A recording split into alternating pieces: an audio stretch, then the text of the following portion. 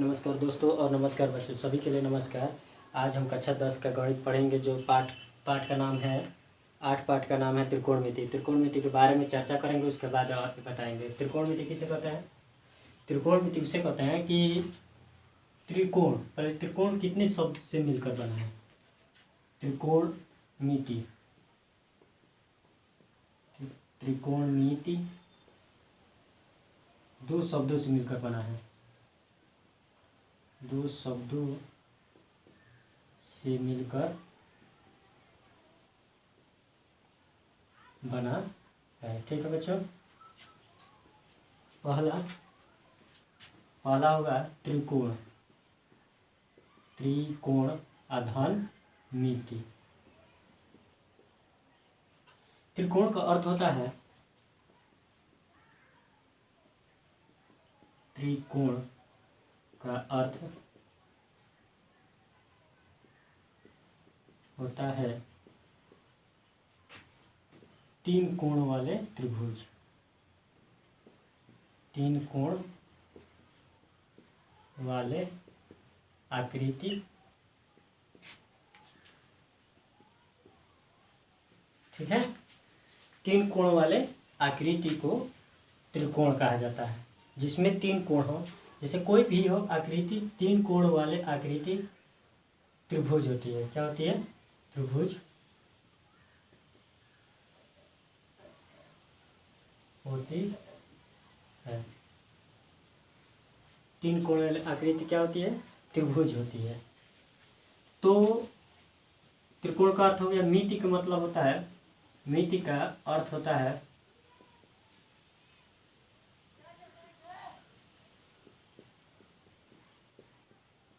मिति का अर्थ होता है मापन। क्या होता है बच्चों? मापन।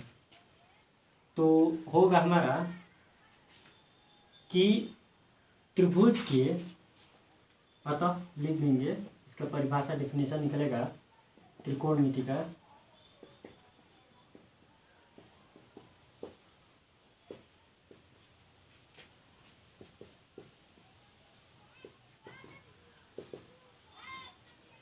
यानी त्रिभुज के प्रत्येक कोण और प्रत्येक भुजा के मापन को ही त्रिकोणमिति कहा जाता है।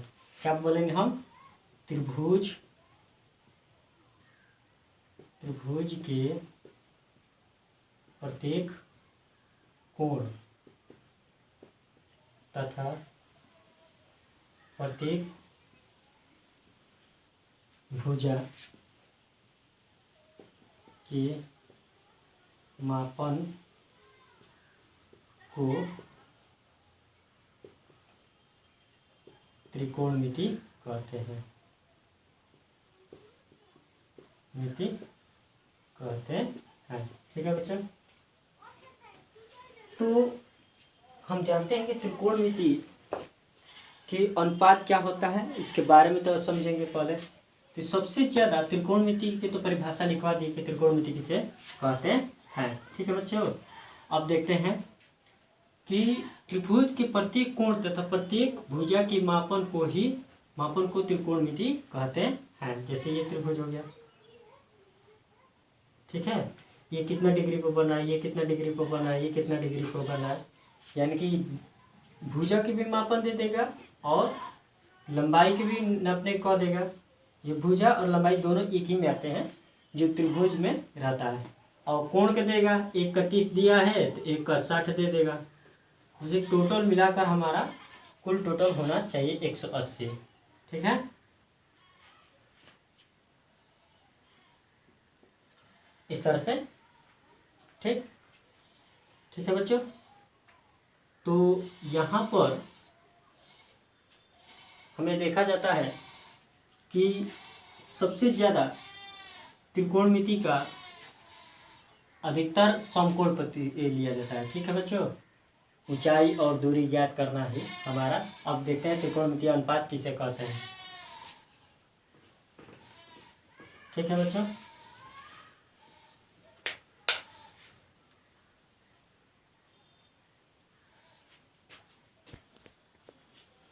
चलिए देखते हैं त्रिकोणमितीय अनुपात किसे कहते हैं।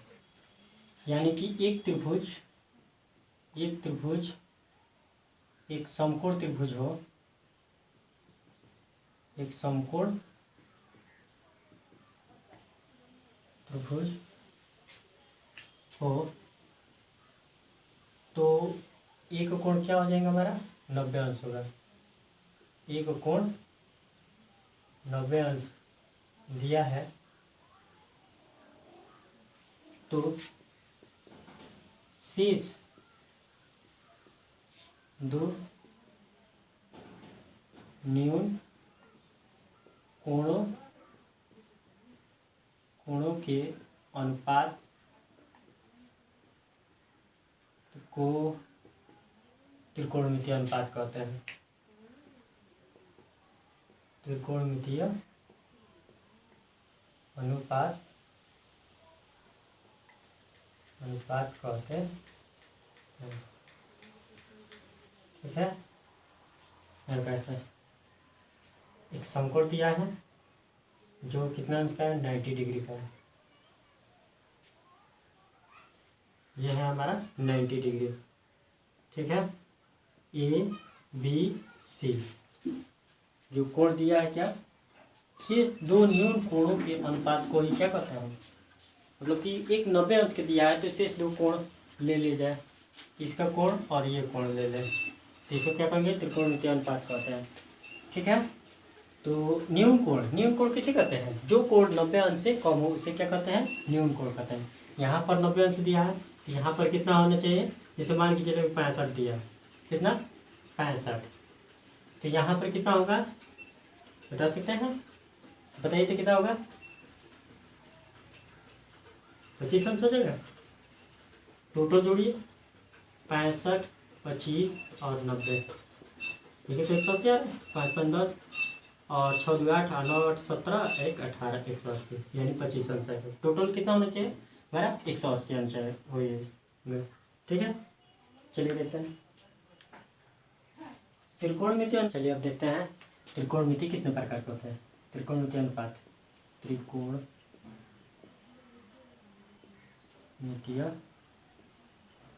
अनुपात ये 6 होता है, 6 अनुपात होता है। ठीक है, साइन, कास, टैन, कॉट, उसके बाद सेक, उसके बाद कोसेक। ठीक है बच्चों, चलिए देखिए, तो एक समकोण त्रिभुज बना लेते हैं, ए बी सी, ये कितने डिग्री का है 90 डिग्री का है। ठीक, तो यहाँ पर कोई कोण होगा तो मान के चलते हैं थीटा है, क्या है थीटा, तो साइन थीटा बराबर बनता है, ये जो लंब डाला रहता है उसे एल से दर्शाते हैं, किस चीज़ से, एल से, इसको हिंदी में कहते हैं लंब, इसको कहते हैं आधार को ए से दर्शाया जाता है आधार। ठीक है, और ये हो जाएगा हमारा कर्ण, सबसे बड़ी भुजा के नाम क्या है कर्ण के नाम से जाना जाता है, इसे के से दर्शाया जाता है। ठीक, साइन थीटा पर क्या हो जाएगा एल बाई के, और कास थीटा पर क्या हो जाएगा आधार बटा कर्ण,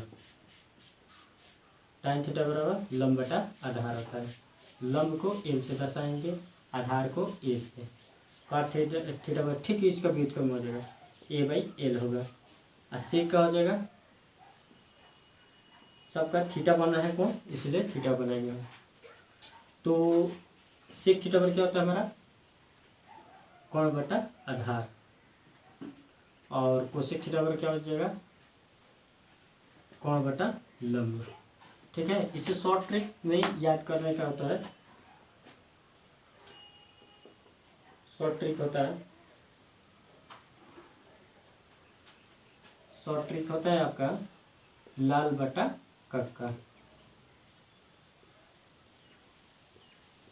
एल से लंब होता है और ए से आधार, तो इसको पूरे पैटर्न के अनुसार कैसे लिखा जाता है ए सी टी लिखा जाता है, साइन कास टैन। ठीक है बच्चों, चलिए यहाँ पूरे डिटेल बता रहे हैं। लाल बटा कक्का, कक्का। ठीक है,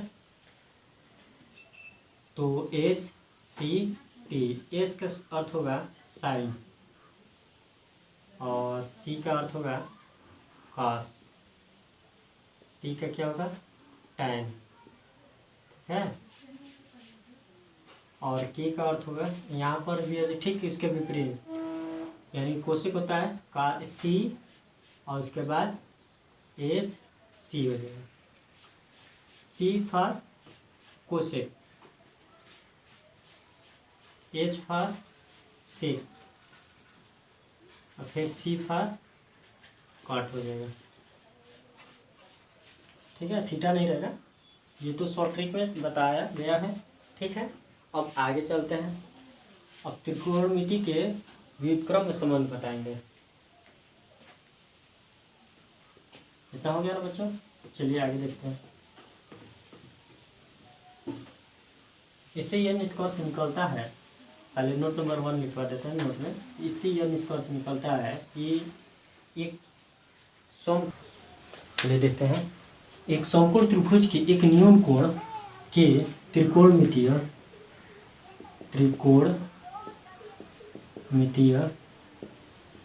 अनुपात त्रिभुज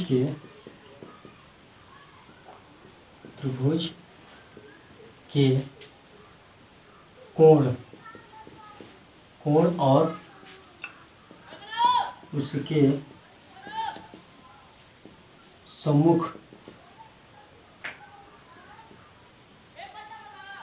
भुजा की लंबाई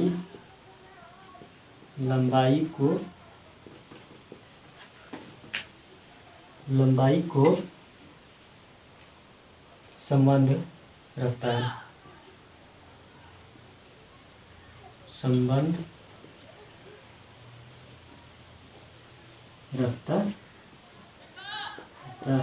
ठीक है बच्चों, संबंध रखता है मतलब कि उसकी लंबाई के समीक्ष व्यक्त करने का संबंध रखता है, यानी कि संबंध रखता है मतलब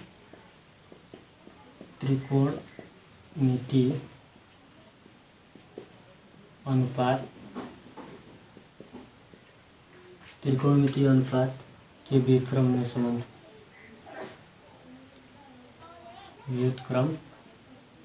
संबंध। ठीक है बच्चों, पहला लिखेंगे साइन थीटा, बराबर होता है 1/कोसेक थीटा। कोसेक थीटा पर सेम प्रोसेस होगा, कास थीटा पर लिख देंगे 1/सेक थीटा और टाइन थीटा बराबर होता है 1/कॉट थीटा। ठीक है बच्चों, और हो जाएगा सेक थीटा बराबर होता है 1/कॉस थीटा। साइन थीटा बराबर हो जाएगा, साइन थीटा का तो लिख दिया है, अब कोसेक के लिखना है। ठीक है बच्चों, मतलब टोटल 6 होते हैं, तो 6 त्रिकोणमितीय अनुपात होता है, तो 6 इसका भी होगा, sine cos tan sec cosec. Cot का भी लिखेंगे, कॉट का हो जाएगा 1/tan हो जाएगा। ये देखो 1 2 3 4 5 6 हो गए। और उसके बाद चलिए गुणनफल के बारे में समझ लेते हैं। गुणनफल में संबंध, ठीक है बच्चों, चलिए देखते हैं। तो गुणनफल में संबंध होता है sine theta into cosec theta बराबर 1 होता है, और cos theta into sec theta बराबर 1 होता है, कॉट थीटा और इंटू टैन थीटा बराबर 1 होता है। ठीक है बच्चों, इसी तरह से कॉट साइन कोसेक ये सबका एक ही होगा। उसके बाद भागफल में संबंध करते हैं, भागफल में संबंध। भागफल में संबंध हो जाएगा टैन थीटा बराबर साइन थीटा बटा कास थीटा और काट का भागफल क्या होगा, कास थीटा बटा साइन थीटा होगा। ठीक है बच्चों, ये सब याद रखना पड़ेगा, तभी सवाल को हल कर पाएंगे, नहीं तो नहीं कर पाएंगे। ठीक है बच्चों, चलिए देखते हैं आगे। अब सर्वसमीकरण के बारे में समझेंगे। सर्वसमीकरण क्या होता है? सर्वसमीकरण का मतलब होता है प्रत्येक मान के लिए सत्य होता है, उसे सर्वसमीकरण कहते हैं। कोई भी चर राशि हो या अचर राशि हो, तो अब त्रिकोणमिति में पढ़ रहे हैं तो त्रिकोणमिति के बारे में समझेंगे। ठीक है बच्चों, चलिए देखते हैं सर्वसमीकरण। त्रिकोणमिति सर्वसमीकरण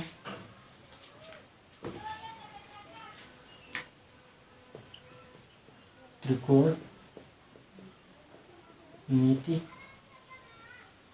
का सर्वसमीकरण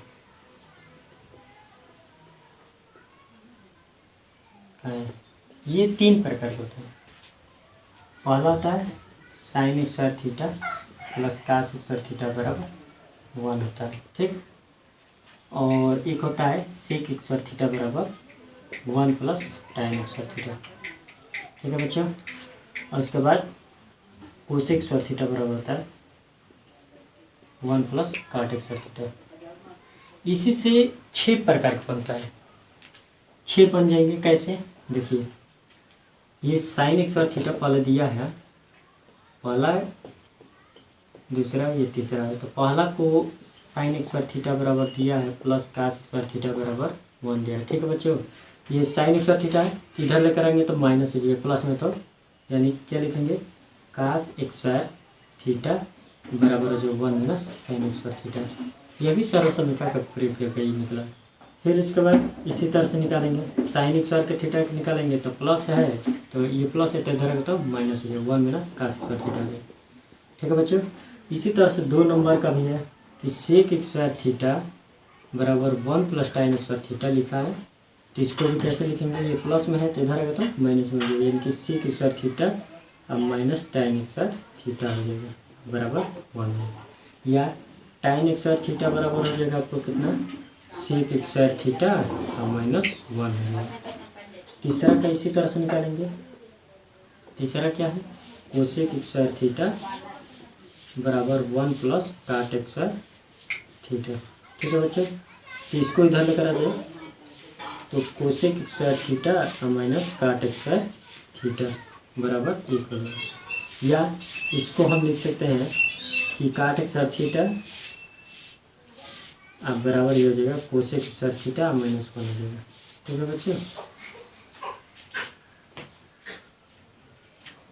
इतना सूत्र होता है, इसी से सब बन जाता है। तो मुख्यतः 3 ही याद रखना है, उसके बाद तो पक्षांतर सभी लोग जानते ही हैं बच्चे। चलिए देखते हैं आगे। सर्वसमीकरण के बड़े प्रयोग हो गए। अब करते हैं त्रिकोणमिति के यदि पाइथागोरस प्रमेय क्या होता है।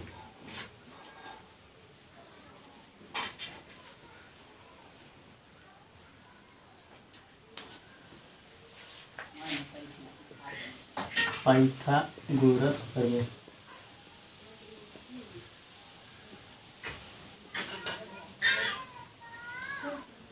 किसी समकोण त्रिभुज के किसी समकोण त्रिभुज के बड़ी भुजा के वर्ग तथा शेष 2 भुजाओं के वर्गों के योग के बराबर होता है, तो इन्हें पाइथागोरस प्रमेय कहते हैं। पाइथागोरस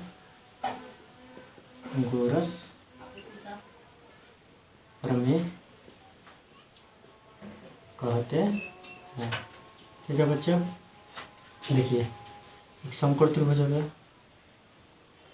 ABC हो गया, इसको लंब से जानते हैं। आइए आधार से, ए से आधार होता है, स्मॉल ए दे देते हैं, आइए हो जाएगा कोण, के से कोण करते हैं। ठीक, तो सूत्र बनेगा एक पाइथागोरस प्रमेय का सूत्र कि कह रहा है कि किसी समकोण त्रिभुज की बड़ी भुजा, इन तीनों में से बड़ी भुजा कौन सी है? AC है, यानी कि AC के वर्ग बराबर कह रहा है कि शेष दो भुजाओं के वर्ग, यानी कि दो भुजा कौन है? AB के वर्ग प्लस BC के वर्ग, वर्गों का योग के बराबर होता है, मतलब इन दोनों के बराबर होते हैं। तो AC के मान कितना दिया? के वर्ग हो जाएगा, AB की जगह पर A का वर्ग प्लस BC की जगह पर L का वर्ग, यानी इधर से लिख देंगे कि K एक स्क्वायर बराबर होता है A एक स्क्वायर प्लस L एक स्क्वायर होता है। ठीक है, यही सूत्र के प्रयोग करके हम लोग को सवाल को हल करना है। ठीक है बच्चों, इस वीडियो में इतना ही और तब तक आगे करते हैं। ठीक है बच्चों, अगला प्रश्न अभी स्टार्ट करेंगे अगले वीडियो में। ठीक है बच्चों।